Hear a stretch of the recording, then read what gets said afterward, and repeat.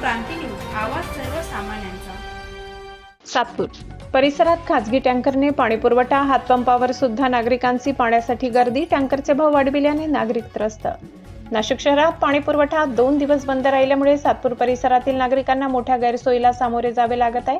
पाणी गळती दुरुस्तीच्या कामामुळे पुरवठा खंडित झाल्याने रविवारी सुट्टीच्या दिवशी नागरिकांनी खासगी टँकर व हातपंप यांच्यावरच अवलंबून राहून पाण्याची गरज भागवली। पाणी साठा संपल्याने अनेक सोसायटी आणि कॉलनीत तातडीने खासगी टँकर मागविण्यात आले। अशोकनगर, श्रमिकनगर या भागात टँकरच्या फेऱ्यांमध्ये मोठी वाढ झाली असून दिवसभरात सुमारे 25 ते 30 फेऱ्या झाल्याचे दिसून आले।